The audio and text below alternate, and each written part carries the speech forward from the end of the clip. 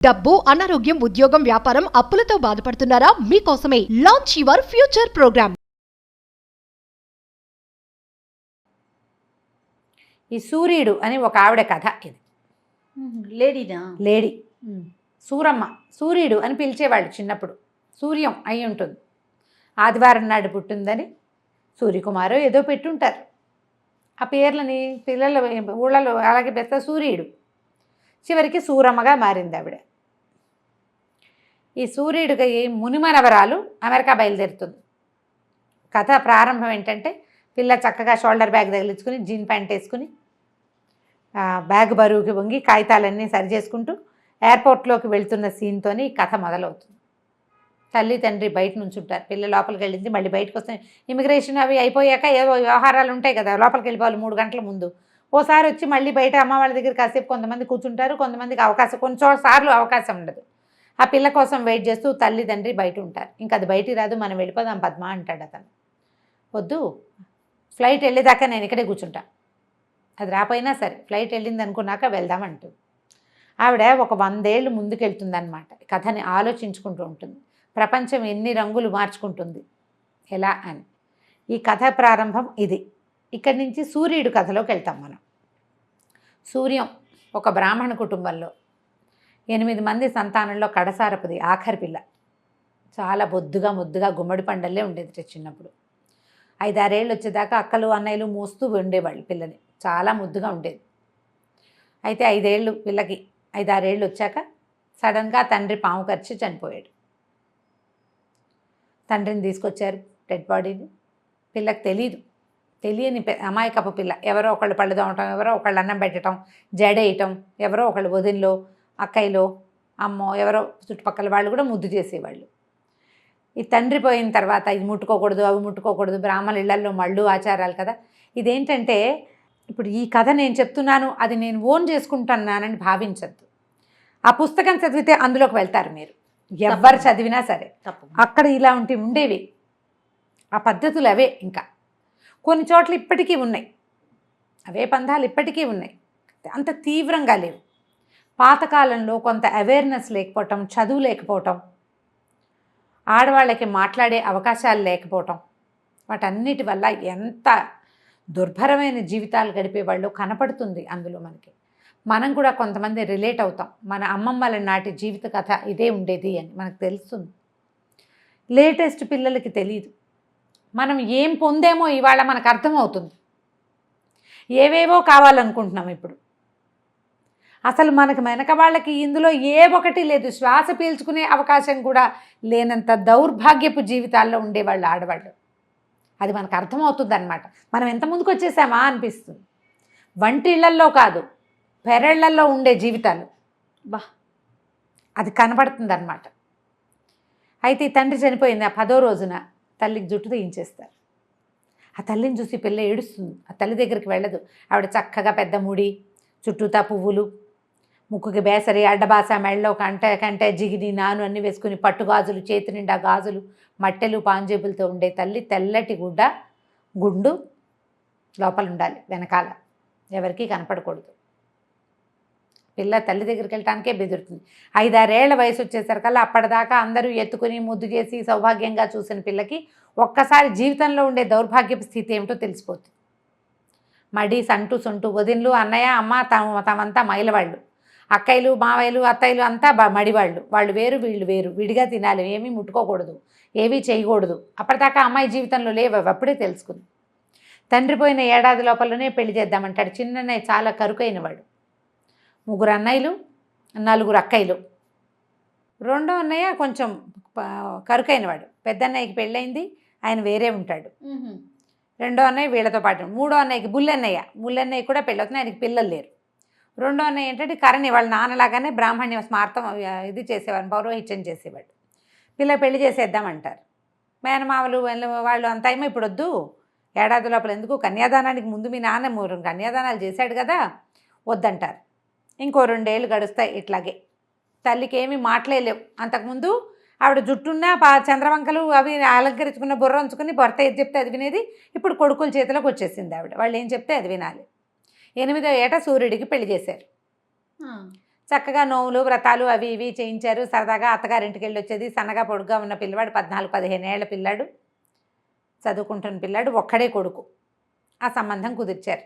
భర్త అబ్బాయితో ఫ్రెండ్షిప్ తెలిసింది పిల్లకి. కాస్త పెళ్ళి అవి అప్పటిదాకా ఏదో ఆటంగా ఇలా ఆడుకుంటూ ఉండేది. మెల్లిగా కాస్త వ్రతాలని పిల్లలతో పెళ్ళవగానే నోములు పట్టించడాలు అవి ఉండేవి. కొన్నిసార్లు అత్తగారింటికి వెళ్ళటం, కొన్నిసార్లు వీళ్ళింటికి రావడం, అబ్బాయి పండక్కి రావటం అన్నీ ఉండేవి. సంవత్సరం తిరిగింది. 9 ఏళ్ళు నిండబోతుండగా ఒకరోజు కబురు వచ్చింది. అప్పుడు ఊరంతా మసూచిపోసింది. మసూచిపోసి ఈ సూర్యుడి మొగుడు చచ్చిపోయాడని కబురు వచ్చింది. 9 ఏళ్ల పిల్ల.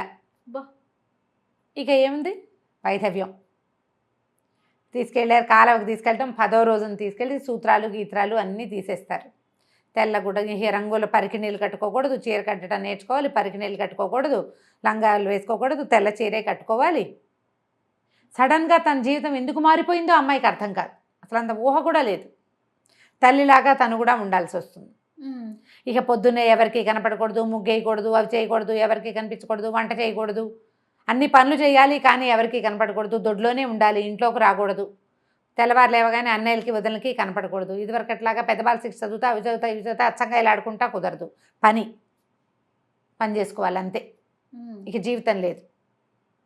కొంచెం 4-2 ఏళ్ళు గడిచేసరికల్లా మెచ్యూర్ అవుతుంది. సహజంగా జరిగేది కదా. ఇవి ఉన్నవాటికి తోడు ఇది కూడా వచ్చిందా అని ఏడుపు. పెద్ద జడ పిల్లకి. వాళ్ళ చిన్న ఇది పెద్దది కూడా అయింది, దీనికి ఇంత జడ ఉంటే ఏ విధవ పని చేస్తుంది, మనకి కుటుంబం పరుగు పోతుంది, జుట్టు తీసేద్దామంటారు. 13 ఏళ్ల చిన్న పిల్లకి వైధవ్యము, గుండు. పూర్వకాలం ఒక 70-80 సంవత్సరాల క్రితం ఇదే మన రాష్ట్రాల్లో ఆడపిల్లల స్థితి. బ్రాహ్మణులు ముఖ్యంగా వాళ్ళు చాకిరికి తప్పిస్తే ఎందుకు పనికిరారు. కేవలం పనే చేయాలి. జుట్టుంటే మడివంటకు పనికిరారు. ఓహో, జుట్టు తీస్తేనే కుదురుతుంది. సకేశా అకేశా అని అడుగుతాడు కన్యాశుల్కం నాటకంలో గిరీశం గారు. జుట్టుందా లేదా అని. జుట్టుంటే ఎవరో పోకిరి మగపిల్లలు ఎవరైనా వీళ్ళని లైన్లో పెట్టేస్తారు. ఇంట్లో అందరికీ సంసారాలు ఉంటాయి, అందరికీ కడుపులు కాన్పులు పురుళ్ళు పుణ్యావచనాలు జరుగుతుంటాయి, వీళ్ళకి ఏమీ ఉండవు.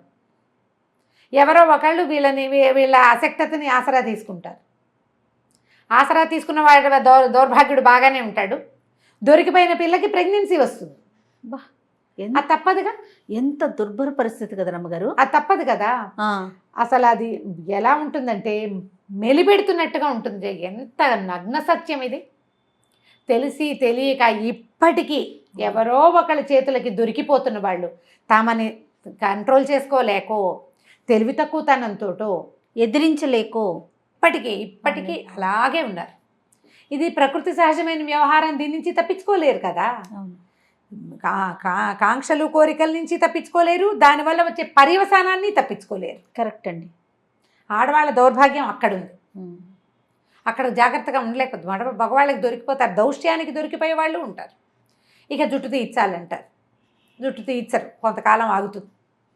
ఇంతలో వాళ్ళ మామగారు కబురు చేస్తారు, పిల్లని పంపించండి, మరి మా దగ్గరే ఉంచుకుంటాం, ఓ పిల్లాడిని దత్తు చేసుకుంటాం. వాళ్ళకి ఒక్కడే పిల్లాడు కదా, చచ్చిపోయాడు. మరి రేపొద్దున కర్మాంతరాలు తమకి కర్మలు చేయాలంటే తమకు కుమారుడు వద్దు. అందుకని కోడల్ని మా దగ్గరే ఉంచుకుంటాం, కోడలే దత్తత చేసుకుంటుంది. ఈ పిల్ల చూస్తే 13 ఏళ్ల పిల్ల. ఇది పెంపకపు బాధ్యత దీనికి ఏమొస్తుందంటే, ఈ అమ్మాయికి కనుక పెంచుకోలేదనుకో, కోడలికి మనోవర్తి ఇవ్వాలి. వీళ్ళు దావా చేస్తారు, మా పిల్లకి మీ అబ్బాయి చచ్చిపోయాడు, వాడి పేరు మీద వైధవ్యం అనుభవిస్తున్న పిల్లకి మనోవర్తి. అప్పట్లో ఈ మనోవర్తివి బాగా నడిచేది. కుమారులు చచ్చిపోతే ఇక వీళ్ళు మనోవర్తి వాళ్ళ అత్తమామ ఆస్తి ఈ అమ్మాయికి వచ్చేస్తుంది కొంత భాగం. అందుకని ఈ అమ్మాయే పెంచుకున్నట్టుగా చేశారనుకో, మనోవర్తి ఇవ్వక్కర్లా. అసలు ఈ పిల్లకి మళ్ళీ పెళ్లి చేయటం అన్న ఊహ కూడా లేదు. ఇక వాళ్ళు ఎందుకు పనికిరారు, పని చేయడానికే పనికొస్తారు. పెళ్లిలో అన్ని పనులు చేస్తారు, పందిట్లోకి రాకూడదు. వాళ్ళు పొద్దున్నే లేవకూడదు, చూడకూడదు, సమస్తమైన పని చేయాలి, ఎదురు రాకూడదు, మాట్లాడకూడదు, నిశ్శబ్దంగా ఉండదు, దొడ్డి పెరట్లో అక్కడే ఉండాలి, ఇంట్లో కాదు. ఈ పిల్లే పెంచుకోవాలి ఇంకో పిల్లాన్ని. వాళ్ళ చుట్టాల పిల్లాడు ఒక 6-7 ఏళ్ళు పడినాడు, అంత 6-7 ఏళ్ల పిల్లాన్ని పెంపకం అంటే ఇదేం పెంచుతుంది అనుకుంటారు. కానీ సరే ఏమనుకుంటారు, వాళ్ళు రమ్మన్నారుగా, వాళ్ళ అత్తవారితే పెత్తనం. తీసుకెళ్ళి దింపుతారు. ఈ అమ్మాయి ఏమనుకుంటుంది, ఇక్కడ చీత్కారాలు, విసుక్కోవటము, చిన్నోదని విసుకోవటం, పెద్దోదని విసుకోవటం, జడేసుకుంటుంటే ఎప్పుడైనా పాపం తలకాయ దూకునేది. ఇంత పెద్ద జుట్టు కదా, ఈ చిన్నదని చూసి ఇది నూనె ఖర్చు, దీనికి షోకులు అని తిట్టిపోసేది ఆవిడ. నానా రకాలుగానే ఉండేది. తల్లి అశక్తురాలు, ఏమనేది కాదు. అమ్మ బంగారం అంతా సూర్యుడికి పెట్టి పెళ్లి చేద్దామంటారు, కానీ తర్వాత మానేస్తారు. అమ్మ బంగారం అమ్మి పెళ్లి ఖర్చులు పెడతారు. ఓహో. వీళ్ళకేదో బాలతోడుకు వంటి మీద ఉన్న బంగారమే పెడతారు. సరే మళ్ళీ అత్తారింటికి వెళ్తే సరే అక్కడ ప్రశాంతంగా ఉంటుంది. అత్తగారు ఏమందు, తను చిన్నప్పుడు అమ్మ ఎట్లా కళగా అలంకరించుకుని ఉండేదో ఈవిడ అట్లాగే ఉంటుంది. మామగారు ఆయన పనిలో ఆయన ఉంటాడు. కాకపోతే ఆయన దృష్టిలో ఏదో తేడా ఉందని ఈ 13 ఏళ్ల పిల్లకి తెలుస్తుంది. ఒకనాటి రాత్రి ఆయన ఏదో చెయ్యిపోతాడు. ఇది భయపడితే అన్నయ్యకు ఉత్తరం రాస్తుంది, నన్ను తీసుకెళ్ళిపో, నేను ఇక్కడ ఉండను. చచ్చినా ఆ మాట చెప్పకూడదని తెలుసుకుంటుంది. ఆ వయసుకి విజ్ఞత వచ్చేస్తుంది. ఈయన నాతో మిస్బిహేవ్ చేశాడు అని చెప్పదు, కామ్గా ఊరుకుంటుంది. ఇంటికి వెళ్ళిపోతున్నాను, నేను ఇక్కడ ఉండలేనని చచ్చేలా ఏడుస్తుంటే ఏమంటారు? అన్నయ్య అనుకుంటాడు, పోనీలే నేను ఉంచుకుంటాను, నా దగ్గరే ఉంటుందని. బుల్లన్నయ్యకి పిల్లలు లేరు, ఆయన ఉంచుకుంటానంటాడు. ఈ అమ్మాయిని పంపేసిన సంవత్సరం తిరగకుండానే మావగారు ద్వితీయ వివాహం చేసుకున్నాడు 16 ఏళ్ల పిల్లని, వంశం నిలబడ్డానికని వస్తుంది కబురు. అప్పుడు వీళ్ళు మళ్ళీ వెళ్తే 2000 రూపాయల మనోవర్తి కింద ఇస్తారు. ఆ డబ్బులు చేత్తపుచ్చుకొని చెల్లెల్ని తీసుకొచ్చేసి ఇంకా జుట్టు ఉంచరు, జుట్టు తీయించేస్తారు. తెల్ల పంచ, 16 ఏళ్ల పిల్ల తెల్ల పంచ కట్టుకోవాలి. అప్పట్లో బ్లౌజులు కూడా వేసుకునేవాళ్ళు కాదు, రవికేసుకోకూడదు. కాకపోతే ఏంటంటే చిన్నపిల్ల కదా అని దీనికి ఈ అమ్మాయి మరి ఇంకా ఎదిగే వయసులో ఉండగానే కదా భర్త పోయాడు, పొడి చేతులు రవికలు కుట్టించేవాళ్ళట. ఆ కథలో ఉంటుంది అట్లా. ఒకసారి కళ్ళు మూసుకుని అది ఊహిస్తే మామూలుగా కదా, వెన్నులోంచి పాము పరిగెడుతున్నట్టు ఉంటుంది, వెన్నుపూసలు. భయం, ఏమిటి ఎక్కడి నుంచి ఎక్కడికి వచ్చామారా మనం అనిపిస్తుంది. సంతోషించాలో ఏం చేయాలి ఏమిటి అసలు ఆ రోజులను ఊహిస్తేనే భయం వేస్తుంది. ఈవిడికి ఊహలు వచ్చేవి, కొంచెం చదువుకుంది. అన్నయ్య పెద్ద బాల శిక్ష అవి ఇవి చదివించాడు.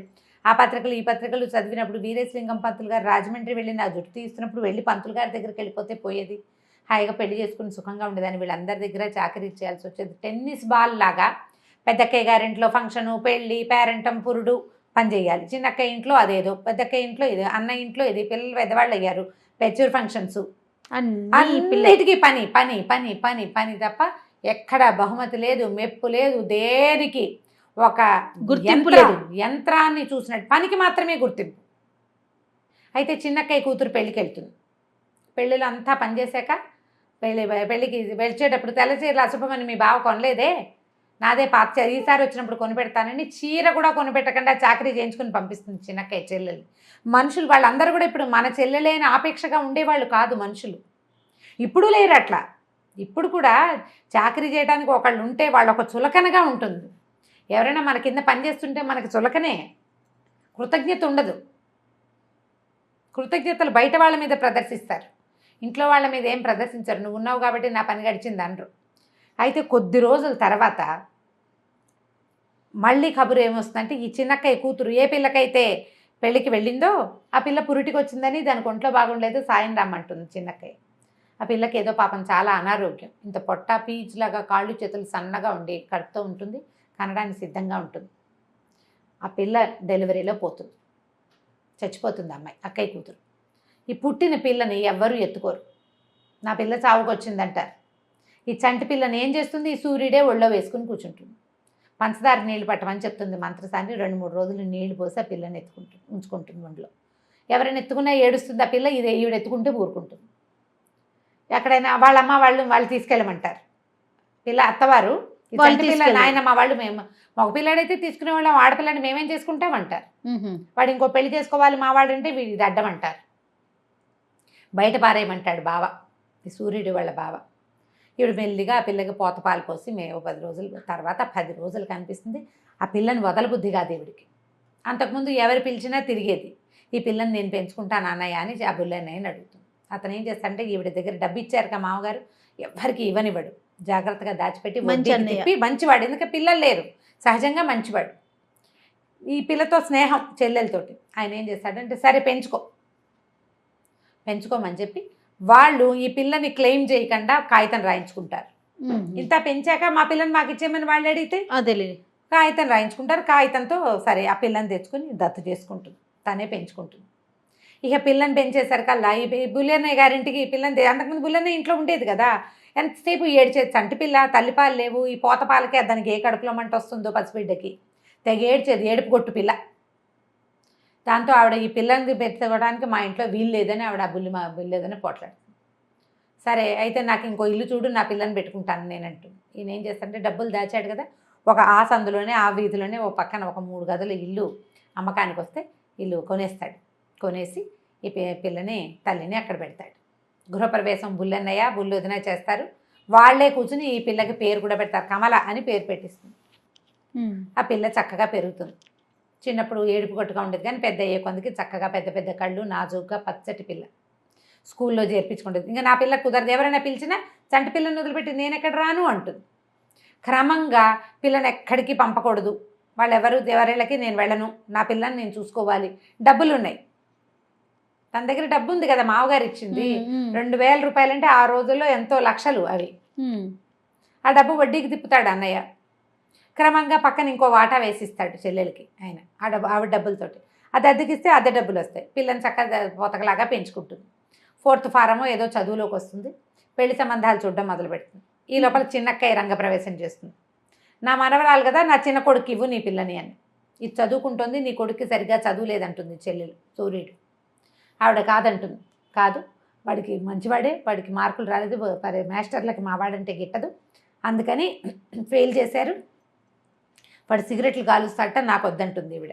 ఏమైనా సరే నా మనవరాలు నా కొడుకే ఇవ్వాలని ఆవిడ బలవంత పెట్టి పెళ్లి చేస్తుంది. ఈ కమల ఊరుకుంటుంది, మెతకది. తల్లి ఎంత ముద్దుగా చేసినా గారాబం చేసినా పెంకితనం రాలేదు ఆ పాపం ఆ పిల్లకి. ఆ బుల్లి తాతయ్య బుల్లి మామ వాళ్ళతో పాటు ఉండి మొత్తాన్ని పెళ్లి చేసేస్తారు. పెళ్ళి అయిపోతుంది, మంచి మార్కులు వస్తాయి. కానీ ఈ సత్యం ఆ పిల్లాడి పేరు. అతని అమ్మాయితోటి ఏమీ సరిగ్గా ఉంటాడు. జంతువులాగా మీదకి వస్తాడు ఆ అమ్మాయి మీదకి. దానికి వాడంటేనే భయం. సరే కొద్ది రోజులు గడిచేసరికి పిల్ల కడుపుతూ ఉంటుంది. ఇది సహజం కదా. ఆ కడుపుతో ఉండి కన్నాక దానికి తెలుస్తుంది వీడికి ఆల్రెడీ ముందే పెళ్ళయింది, వాడికి చదువు లేదు, తల్లికి అమిత ప్రీతి అమ్మమ్మకి వాడంటే. ఆవిడ ఆస్తి కూడా ఎక్కువ ఇప్పించింది చిన్న కొడుక్కి. ఆఖరికి ఆవిడ పెళ్ళికి నా బంగారం అంతా కమలకే పెడతానని చెప్తుంది పెళ్ళప్పుడు. అదంతా నాకు కావాలంటాడు అతను. ఈ కూతురు పుడుతుంది ఈ కమలకి.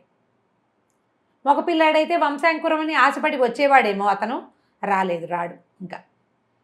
దాంతో ఈ అమ్మాయి తిరగబడి అమ్మమ్మ మీద పోట్లాడుతుంది. నీ కొడుక్కి ముందే పెళ్ళయిందని, ముందో కూతురు ఉందని, మళ్ళీ అమ్మాయి కడుపుతో ఉందని తెలిసి కూడా నువ్వు నన్ను కట్టేవు. నాకు చచ్చిన వాడొద్దు, నేను వాడితో ఉండను, నేను చదువుకుంటాను, నా బతుకు నేను బతుకుతాను, నా పిల్లకి నా బంగారం అంతా నీకు పెట్టాను కదా, ఇచ్చి పారేస్తాను, నాకు అక్కర్లేదు నీ బోడి బంగారం, నా పిల్ల ఉంది నాకు చాలు, నేను మా అమ్మ నా పిల్లని మేము బతుకుతాం, ససేమిరా అంటుంది. మళ్ళీ ఆ పిల్లకి బారసాలు చేసే టైంకి సత్యాన్ని అని పిలుస్తామని వాళ్ళన్నా ఎవడు ఒప్పుకోదు కమల. బుల్లి తాతయ్య బుల్లి మామ పెడతారు నా పిల్లకి పేరు, నాకు వాళ్ళే పెట్టారు, నా పిల్లకి వాళ్ళే పెడతారని ఆ బుల్లి మామ పేరే పద్మావతి అని పెట్టిస్తుంది. ఆవిడకి పిచ్చి ముద్దొస్తుంది, ఆవిడ పిల్లలు లేరు, ఈ పిల్ల పేరు పెట్టారు కదా. రోజులు గడుస్తాయి. సూరమ్మ గారికి చదువు లేదు, పెద్ద బాల శిక్ష తప్ప. కమల 5th ఫారం ఫినిష్ చేసి పిల్లని చంటి పిల్ల తల్లి అయినా స్కూల్కి వెళ్ళి చదువుకుని స్కూల్ టీచర్ ఉద్యోగం చేసుకుంటుంది, టీచర్గా ముందుకెళ్తుంది. ఇక రకరకాల మార్పులు వస్తాయి. సత్యం రాడు చాలా కాలం పాటు, కానీ సత్యం తల్లి వీళ్ళ అమ్మమ్మ మాత్రం వీళ్ళ దగ్గరికి చేరుతుంది. ఎట్లా రోజులు మారుతూ ఉంటే ప్రపంచం ఎలాంటి టర్న్స్ తీసుకుంటుందో కనపడుతుంది మనకి కథలో. అక్కడి నుంచి ఈ బుల్లి మామగారు పోతుంది. బుల్లి తాతయ్యని చూసుకుంటూ ఉంటారు వీళ్ళు. ఆయన ఏదో ఒకరోజు ఊరెళ్ళి తిరిగి వచ్చేటప్పుడు ఓ పిల్లని వెంట పెట్టుకొస్తాడు, పెళ్లి చేసుకొస్తాడు.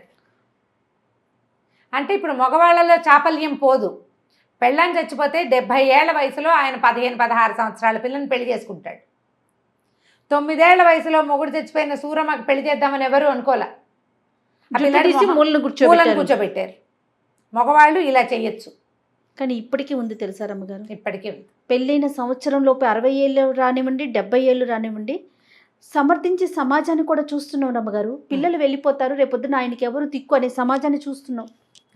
అదే తల్లి ఓ 50 ఏళ్ళ ఆవిడ పెళ్లి చేసుకుంటే సమాజం సమర్థిస్తుందా? సమర్థించలేదు. ఎంతమంది పిచ్చివాగుళ్ళు వాగుతారో ఇప్పుడు మనం చూస్తున్నాం కదా. ఆవిడ సంతోషంగా హాయిగా కళకళ్ళాడుతూ లక్ష్మీదేవి లాగా కనపడుతుంటే ఏంటో ఓర్చుకోలేరు. నీకు అవసరమానికి వీళ్ళకి అవసరమా? ఎవడికి అవసరం? అసలు సమాజానికి ఏం అవసరం? ఆమె కష్టం ఆమె పడింది, ఆమె నిష్ఠూరాలు ఆమె పడి ఉంటుంది. ఆమె ఎంత హింసపడి ఉంటుందో ఈ చుట్టుపక్కల ఉన్న సమాజంతో. తనకు ఒక రక్షణ కావాలి, తన పిల్లలకు భవిష్యత్తు కావాలని ఒక ఆడది కోరుకోకూడదు. కోరుకోకూడదు. కూడదు. కూడదు.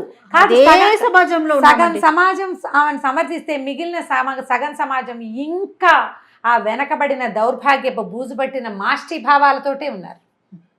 ఎప్పటికి పెరుగుతారో వీళ్ళు. కాదు, ప్రతి స్త్రీలోనూ తల్లిని చెల్లిని ఎందుకు ఊహించరో. ఊహించలేకపోతారు. మన చెల్లి అయితే, మన అక్క అయితే, మన కూతురు అయితే అలా ఉన్నా కూడా ఇంట్లోనే పెట్టుకునే వాళ్ళు ఉన్నారు రమ్మగారు. ఉన్నారు దౌర్భాగ్యులు.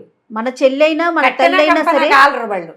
కట్టెలోనూ కాలరు, కంపలోనూ కాలరు. కాలరండి. అంతే. ఇక వాళ్ళని మా భాష ఒకటి ఉంది, కింద పెడితే పంటలుండవు, పైన పెడితే వానలు ఉండవు. ఎందుకు జీవితాలు మనుషులుగా ఎందుకు పుట్టిస్తాడో వాళ్ళని దేవుడు. ఒక మగ మనిషిని సమర్థించినట్లుగా ఒక ఆడ మనిషిని ఎందుకు సమర్థించరో అర్థం కాదండి. కొన్ని పెళ్ళిళ్ళు మనం యూట్యూబ్లో మంచి ఖబర్లు వింటుంటాం. న్యూస్లో. అవునవునవును. ఎంత సంతోషంగా అనిపించిందో జయ నాకు కూడా రమ్మగారు చాలా ఆనందం అనిపించింది. బాబా ఎంత అద్భుతమైన విషయం, ఇంకొంచెం ముందు కూడా చేసి ఉండొచ్చు అవును. అనిపించింది. ఏమిటో అసలు ఎవడిష్టం వాడిది, వీళ్ళ అభిప్రాయం ఎవడడిగాడు. తొంగి చూసేస్తారు. వీళ్ళకే జవాబుదారితనం ఉన్నట్లుగా వీళ్ళే రాసేస్తారు, వీళ్ళే మాట్లాడేస్తారు. వీడేమైనా ఉద్ధరిస్తాడా? ఆర్చేవాడు కాదు, తీర్చేవాడు కాదు. సరే, ఈయన పెళ్లి చేసుకొచ్చేసరికి ఆశ్చర్యపోతుంది కమల. ఏమిటి తాతయ్య ఇట్లాంటి తాతయ్య మరి దాని తాతయ్య బుల్లిమామ, ఆ తాతయ్య. ఈ పిల్ల కూడా ఇంత 9 ఏళ్ల పిల్ల కూతురు. కమల కూతురు 9 ఏళ్ల పిల్ల, మనవరాలి కూతురు. ఓ 15-16 ఏళ్ల పిల్లని తెస్తాడు. ఆ మొత్తం భార్య ఆ పిల్లని చూసేసరికి అదేం మామూలుగానే ఉంటుంది, కానీ చాలా సంవత్సరాలు భార్య అనారోగ్యంతో ఉండి ఉండి ఉండి ఉండి ఈ కొత్తగా వచ్చిన పిల్ల వల్ల ఆయనలో యవనం ఉద్రేకంగా ఉంటుంది. ఏం చేస్తాడు, అంత బంగారం అంతా దానికి పెడతాడు. కొద్ది రోజులు సినిమా అంటుంది, షికార్ అంటుంది, ఏదో కమలే తీసుకెళ్తుంటుంది. సడన్గా ఒకరోజు జంప్, మొత్తం బంగారంతో ట్రంక్ పెట్టతోటి ఎవరితోటో వెళ్ళిపోతుంది. ఆ పిల్ల మొత్తం బంగారం అంతా పోయింది. ఒంటెడి బంగారం పెట్టు తిరిగేది రోజు, మొత్తం బంగారం అంతా తీసుకుపోయింది. ఈ అక్కయ్య చెల్లి ఇద్దరు తిట్టుకుంటూ ఉండేవాళ్ళు. ముసలమ్మలు ఇద్దరు ఉన్నారు కదా, అన్న ఇట్లా చేశాడని అమ్మాయిని ఏదో ఒకటి అనేవాళ్ళు. కమలని మీకెందుకు అంత బాధ, పోనీ ఏదో చేసుకున్నాడు, ఆయన పెళ్ళాము, ఆయన ఇష్టము, మనకెందుకు అంటే వీళ్ళకి నచ్చేది కాదు. మా వదిన ఎంత మంచిదో, ఇలా పాపిష్ట పెదవా, ఇన్నేళ్ళు కాపురం చేసి 50 ఏళ్ళు ఇప్పుడు దీన్ని తెచ్చాడని తిట్టుకుంటారు. ఒళ్ళు మంటగా ఉంటుంది. అవును. పోనీ ఈవిడ తనకు పెళ్లి చేసుకుందామన్న ఊహ కానీ ఏమైనా వచ్చిందంటే అప్పుడు రాలేదు. సరే, ఇలా గడిచి క్రమంగా ఏమవుతుందంటే సత్యం మళ్ళీ వెనక్కి వస్తాడు. అక్కడ అతను ఇంకో భార్య పెళ్లి చేసుకున్నాడు, పిల్లలు పుట్టారు. తర్వాత మొత్తం ఆస్తి అంతా అయిపోయింది. పని పాట లేని చదువు లేని వాడికి ఏముంటుంది, బంగారం అంతా అయిపోయింది. మా అమ్మ ఇచ్చిన బంగారాన్ని నాకే చెందాలని బలవంత పెట్టి రాయించుకు తీసుకెళ్తాడు. సత్యాగ్రహం చేస్తానని చెప్పి తీసుకుపోతాడు మొత్తం. అది కూడా అయిపోతుంది. పెళ్ళాము పిల్లలు ఏమో మతంలో కలిసిపోతారు. వాళ్ళు భోజనం పెడతామని, భోజనం పెడతాం, పిల్లలకి నీకు మతం ఇస్తే నీవు ఇక్కడ పని చేసుకోవచ్చు చర్చిలో అని ఎవరో చెప్తే అమ్మాయి పిల్లలతో సహా వెళ్ళిపోతుంది. వెళ్ళిపోయింది. ఇదంతా వాక్యాల్లో తెలుస్తుంది మనకి. తల్లే ముసలావిడే చెప్తుంది, సత్యం తిండి లేదు, 3 రోజులైంది అన్నం తిని, వాడి మీద నా ప్రాణం కొట్టుకుంటుంది. నువ్వు అబద్ధాలు చెప్పి పెళ్ళిళ్ళు చేసావమ్మా, నువ్వు ధృతరాష్ట్ర ప్రేమ అనేది నీ కొడుకు సరిగ్గా చదవక మార్కులు రాకుండా ఉంటే నువ్వు వాడిని వెనకేసుకొచ్చావు. ఆల్రెడీ పెళ్ళై పిల్లలున్న వాడికేమో నన్నేసి కట్టావు, నా జీవితాన్ని పాడు చేసేసావు. నువ్వు వాడిని ఉద్ధరించావా? ఉద్ధరించిద్దేం లేదు. కొడుకు పుడితే దారిలో పడతాడు అనుకుంది, కొడుకు పుడితే దారిలో పడ్డాడు. అసలు ఆ పుట్టిన పిల్లని చూడ్డానికి కూడా రాలేదు అతను. అనేసరికల్లా సరే ఇంట్లో వండిస్తాను, ఇక్కడ ఉండమనంటూ మళ్ళీ కొడుకుని ఇంట్లో చేరుస్తుంది. కానీ ఈ అమ్మాయి అతని దగ్గరికి రానివ్వదు ఆ కమల. కొంతకాలం తర్వాత ఈ ముసలావిడికి బాగా అనారోగ్యం ముదిరేసరికల్లా ఈ పిల్ల పద్మ బీఎస్సీలోకి చేరుతుంది. అంత పెద్దదైపోతుంది. మొదట కమల వాళ్ళ అమ్మ ఖద్దరు కట్టుకునేది, కమల కాటన్ చీరలు కట్టుకునేది, సిల్క్ చీరలు కట్టుకునేది. పద్మ దగ్గరకు వచ్చేసరికల్లా చక్కగా స్కర్టు, పోనీటైలు. కమలది కూడా ఇంత పెద్ద జడ, కానీ పద్మకి పల్చటి జుట్టు. పుట్టడమే గుండుతోటి పుట్టిందని రాస్తారు కథలో. బాబు హెయిర్ చేయించుకుంటుంది, హాయిగా ఉంటుంది. వీళ్ళకేమో వద్దంటారు ముసలివాళ్ళు, కానీ ఆవిడకి పెద్ద ఆవిడకి బాగా ఇష్టంగా ఉంటుంది మనవరాలు అట్లా ఉండటం. ఏం చేస్తుందంటే, దీనికి డబ్బులు ఉన్నాయి, నువ్వు యూనివర్సిటీకి పంపించు, దాన్ని చదివించమని చెప్తుంది. ఎవ్వరూ లేకుండా చూసి దీన్ని చెప్తుంది అనమాట కమలకి. 25,000 వస్తాయి, నేను దీన్ని చిన్నప్పుడే ఇట్లా నేను అన్యాయం చేశానని అనిపించింది నాకు, అందుకని నేను ఎల్ఐసి లాంటిది ఇన్సూరెన్స్ చేశాను. పిల్లకి 18 ఏళ్ళు 20 ఏళ్ళు నిండేసరికల్లా డబ్బులు వచ్చే ఇది ఉంది, మెచ్యూర్ అయిపోయింది, ఈ సంవత్సరం డబ్బులు వస్తాయి, 25,000 వస్తాయి, యూనివర్సిటీకి పంపించు, అది ఎంఎస్సీ చదవాలి, కాలేజ్ ప్రిన్సిపల్గా ఉద్యోగం చేసుకోవాలి నా మనవరాలు. ఇవాళ రేపు అలాగే ఉన్నారు ఆడపిల్లలు. ఆవిడలో ఎంత మార్పు వచ్చిందో చూడు. అక్కడి నుంచి ఏం చేస్తుంటే ఆ కాగితాలు ఎవరికి కనపడకుండా వీడికి దొరికితే లాగేసుకుంటాడు, ఆ డబ్బు కొట్టేస్తాడని దిండులో వేసి కుట్టేస్తుంది అనమాట. దిండు ఓపెన్ చేసి చేతిలో పెడుతుంది. చూస్తే 25,000 వస్తాయి. ఈ పిల్ల ఫస్ట్ ఇయర్ ఎంఎస్సీ అయ్యేసరి కాలనానే ఆవిడ చనిపోతుంది. సత్యం వీళ్ళతోటే ఉంటాడు. ఒకరోజు భార్య దగ్గరికి రాబోతాడు, ఆవిడ ఒప్పుకోదు. ఆ చిన్నప్పుడు చేసిన 14-15 ఏళ్ల నాటి కాపురమే మళ్ళీ ఆ భర్తను దగ్గరికి రానివ్వదు. నేను మీ అమ్మ అడిగిందని రానిచ్చాను, నాకు ఏ ఆసక్తి లేదు, నువ్వంటే ఆసక్తి లేదు, జీవితం అంటే ఆసక్తి లేదంట. సరే, కొంతకాలానికి ఈ అమ్మాయి ఎంఎస్సీ పూర్తయి ఉద్యోగంలో చేరాక తల్లి టీచరు, కూతురు లెక్చరరు అవుతారు. రామశేష్ ఒక కుర్రాడితోటి పెళ్లి సంబంధం కుదుర్చుకుంటారు. అతను చాలా మంచి పిల్లవాడు. కట్నం తీసుకోవడం ఇష్టం లేదు, ఇవ్వడం ఇష్టం ఉండదు పద్మకి. మా చెల్లెల పెళ్ళికి మాకు డబ్బులు అవసరం, నేను ఈ డబ్బు ఇచ్చేస్తాను వెనక్కి తిరిగి, అప్పుగానే ఇది అనుకోండి అంటాడు. పెళ్ళైన 2-3 ఏళ్ళకి డబ్బు ఇచ్చేస్తాడు. 20,000 కట్నం తీసుకుని 20,000 ఇస్తాడు. అంటే మగవాళ్ళలో ఎలాంటి మార్పు వచ్చిందో చూపిస్తున్నారు. జనరేషన్ మారే కొద్దీ ఇప్పుడు అలాంటి వాళ్ళు ఉన్నారు కొంతమంది. పాత లాంటి మా తాతయ్య లాంటి వాళ్ళు ఉన్నారు. వీళ్ళు కదా మారాలి. అక్కడి నుంచి పెళ్ళవుతుంది పద్మకి. మెల్లిగా ఈ పద్మ అవసరాలని తండ్రి దగ్గరుండి చూడడం మొదలు. సత్యం ఇంట్లోనే ఉంటున్నాడు కదా, పిల్ల యూనివర్సిటీ కాగితాలన్నీ అతనే చేస్తాడు. బట్టలు కత్తిరించి కుట్టడం అవన్నీ కొన్ని రోజులు ఇంట్లో నుంచి వెళ్ళిపోతూ ఉండేవాడు, మధ్య మధ్యలో వస్తూ ఉండేవాడు. అతనిలో కూడా ఎలాంటి చేంజ్ వచ్చిందో, ఈ చూసుకోవటం, ఈ దగ్గర ఉండటం, ఈ కనిపెట్టి ఉండటం. మొదట్లో ఉండుంటే అమ్మాయి జీవితం బాగుండేది కదా, ఇంకా 4-5 పిల్లలు పుట్టేవాళ్ళు, హాయిగా జీవితం సుఖంగా ఉండేది. అతను మొదట్లో లేడు, మొదట్లో క్రూరంగా ఉన్నాడు. అతను క్రమంగా జీవితంలో వచ్చిన ఆటుపోట్లతోటి అతని ధోరణి మారింది. ఆటుపోట్లతోటి కూడా ధోరణి మార్చుకొని మగవాళ్ళు ఉన్నారు. అవునవును. మారిన మగవాడిని చూపిస్తారు మాలతి చంద్రుడు. అతను మారిపోతాడు, కూతురు దగ్గర ఉంటాడు, పిల్లల్ని చూసుకోవడానికి కూడా తను దగ్గర ఉంటాడు, వెళ్తాడు కూతురుతోటి. డైపర్లు మార్చడం దగ్గర నుంచి చేస్తాడు ఆయనే. కొంతకాలానికి ఆయన మరణిస్తాడు. కానీ సూర్యుడు మాత్రం అలాగే ఉంటుంది, ముసలావిడ. అక్కయ్య చచ్చిపోయినప్పుడు తెగ ఏడుస్తుంది, నాకు ఎవరున్నారు, అమ్మగారి సంతానం అందరూ పోయారు, వాళ్ళు పోతారు. మధ్యలో అన్ని మరణాలు వరుసగా చూపిస్తారు. ఆ అన్నయ్య పోయాడు, ఈ అన్నయ్య పోయాడు, ఆ వదిన పోయింది, అవి చూపిస్తూనే ఉంటారు కథ అంతా. నేనంతా చెప్పట్లా, బ్రీఫ్గా వెళ్ళినా ఎక్కువే వెళ్తుంది కథ. అక్కడి నుంచి ఏమవుతుంది, కమల కూడా క్రమంగా కొంతకాలం ఉండి ఉండి ఉండి ఆవిడ మరణిస్తుంది. ఆ సూర్యుడు ముసలావిడ మాత్రం ఉండిపోతుంది, 100 ఏళ్ళ వయసు. ఈ పద్మ ఏం చేయాలో తెలియక ఆవిడ్ని తనతో పాటు వైజాగ్ తీసుకొచ్చి తన ఇంట్లో అట్టు పెట్టుకుంటుంది. పిల్లలిద్దరు, ఒక ఆడపిల్ల ఒక మగ పిల్లాడు పుడతారు పద్మకి. తల్లి తండ్రి వెళ్ళిపోయారు. అమ్మమ్మకి పిన్ని ఈవిడే తన తల్లిని పెంచుకుంది. ఇక ఇంట్లో అట్టు పెట్టుకుంటే ఈ ఇల్లు అద్దెకి ఇచ్చేస్తారు వాళ్ళు. ఒకనాడు ఇంట్లో నుంచి వెళ్ళిపోతుంది ముసలావిడ. వీళ్ళకి పిచ్చి టెన్షన్ పుట్టేస్తుంది, ఏం చేయాలో తెలియక. ఆవిడ ఆ ఇంటికి వెళ్ళిపోయి ఆ ఇంట్లో బయట కూర్చుని ఉంటుందన్నమాట. వాళ్ళు చుట్టుపక్కల వాళ్ళు కనుక్కొని ఇంత ముసలావిడ అంత అక్కడ దాకా వచ్చి వెళ్ళిపోయింది, ఆ ఇంటి మీద ఉంది భ్రమ ఆవిడకి. అప్పుడు మరణిస్తుంది ఆవిడ. ఈవిడ మరణించిన తర్వాత అప్పుడు ఈ సౌజన్య ఈవిడ పద్మ కూతురు అమెరికా వెళ్తుంది.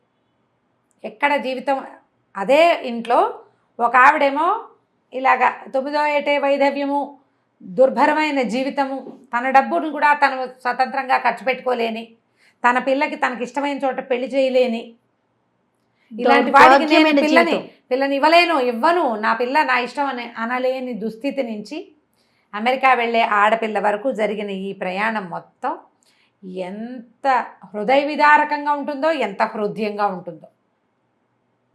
ఒకప్పుడు ఇలాంటి జీవితాలు ఉండేవి అని ఇప్పుడు సమాజంలో చాలామందికి తెలియదండి. మనకి ఇవాళ లభించిన స్వేచ్ఛ, స్వతంత్రము, ఈ రోజున మనం చూస్తున్నటువంటి సమాజము ఒకప్పుడు లేదు. ఈ దొరికిన దాంతో దుర్వినియోగం చేసుకోకుండా, జీవితాన్ని అంతే ముక్కలు చెక్కలు చేసేసేయకుండా జాగ్రత్తగా తీసుకెళ్ళాలంటే మనం ఇలాంటి విషయాలు కొన్ని వినాలి, తెలుసుకోవాలి. తప్పకుండా రమ్మగారు. ఈ కథలు ఒట్టి మామ్స్ కాదు, యంగ్స్టర్స్ కూడా వినాలి. 50-40 యువతకి చాలా అవసరం. 50-40లో ఉండే తల్లులు తమ యంగ్ పిల్లలకి, టీనేజ్ పిల్లలకి, కొంచెం వయసు వచ్చిన ఆడపిల్లలకి, కొత్తగా పెళ్లి మగపిల్లలకి తెలియజేయాలి. ఇలాంటి సమాజం ఉంది, మీరు ఈ పుస్తకం కొని చదవాలి తప్పకుండా అండి. శతాబ్ది సూర్యుడు మాలతీ చంద్రు గారి అత్యద్భుతమైన రచనలో ఒక అత్యద్భుతమైన రచన. అద్భుతం, చాలా బాగుంది రమ్మగారు, సూపర్. నమస్తే.